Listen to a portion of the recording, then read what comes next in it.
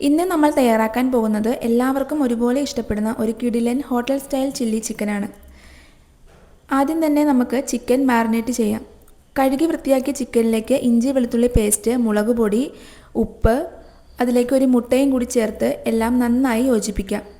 കൂടെ ഞാൻ കോൺഫ്ലവറും കൂടി ചേർക്കുന്നുണ്ട്. ഇങ്ങനെ മാരിനേറ്റ് ചെയ്ത് കുറച്ച് സമയം വെച്ചാൽ ചിക്കനിലേക്ക് എല്ലാ ഫ്ലേവറും നന്നായി ഇറങ്ങും. ഇനി ഈ ചിക്കൻ ഗോൾഡൻ നിറമാകുന്നത് വരെ എണ്ണയിൽ വറുത്തെടുക്കാം. ഈ ഘട്ടത്തിൽ തന്നെ നല്ല മണവും രുചിയും വരാൻ തുടങ്ങും. നല്ല ടേസ്റ്റായിരുന്നു ആ ചിക്കൻ കഴിക്കാൻ തന്നെ. അടുത്തതായി സബോള, ക്യാപ്സിക്കം, ഇഞ്ചി വെളുത്തുള്ളി എന്നിവ നീളത്തിലരിഞ്ഞ് തയ്യാറാക്കി വെച്ചിട്ടുണ്ട്. ചൂടായ എണ്ണയിലേക്ക് ഇവ ചേർത്ത് അധികം വേവിക്കാതെ ഒന്ന് വഴറ്റിയാൽ മതിയേ. അപ്പോഴാണ് പച്ചക്കറികളുടെ ക്രഞ്ചിനെസ് രുചിയൊക്കെ നിലനിൽക്കുന്നത്. എല്ലാം ഹൈ ഫ്ലെയിമിലിട്ടാണ് ചെയ്യുന്നത്. അതിനുശേഷം നമുക്ക് ഇതിനകത്തോട്ട് ചേർക്കാൻ വേണ്ടി ഒരു സോസാണ് ഞാൻ തയ്യാറാക്കുന്നത്.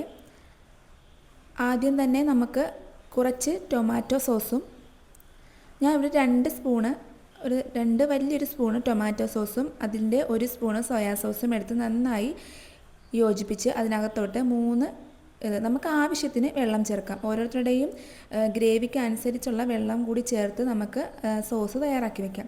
ഇതിൻ്റെ കൂടെ കുറച്ച് പഞ്ചസാരയും കൂടി ചേർത്താൽ വളരെ നന്നായിരിക്കും. ഞാനത് കാണിക്കാൻ വിട്ടുപോയതാണ്. ശേഷം വഴണ്ട് വന്നതിനകത്തോട്ട് 1 ടീസ്പൂൺ കുരുമുളക് പൊടിയും കൂടി ഞാൻ ചേർക്കുന്നുണ്ട്. തുടർന്ന് അതിലേക്ക് നമ്മൾ തയ്യാറാക്കി വെച്ച ആ സോസ് കൂടി ഒഴിക്കാം.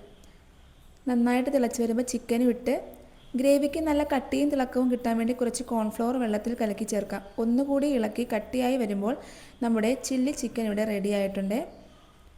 ചൂട് പൊറോട്ടയുടെ കൂടെ വിളമ്പിയാൽ അതിൻ്റെ രുചി പറഞ്ഞറിയിക്കാൻ പറ്റത്തില്ല. വീട്ടിലൊരിക്കലെങ്കിലും തീർച്ചയായും ഒന്ന് പരീക്ഷിച്ച് നോക്കണേ. പൊറോട്ടയുടെ കൂടെ മാത്രമല്ല, ഫ്രൈഡ് റൈസിൻ്റെ കൂടെയൊക്കെ വളരെ ടേസ്റ്റി ആയിട്ട് നമുക്ക് കഴിക്കാൻ പറ്റുന്നൊരു വിഭവമാണ്. വീഡിയോ ഇഷ്ടമായെങ്കിൽ ഒരു ലൈക്ക് ചെയ്യാനും നിങ്ങളുടെ അഭിപ്രായം കമൻറ്റിൽ അറിയിക്കാനും ഇനിയും ഇത്തരം റെസിപ്പികൾക്കായി ചാനൽ സബ്സ്ക്രൈബ് ചെയ്യാനും മറക്കരുത്. അടുത്ത വീഡിയോയിൽ കാണാം. ബൈ.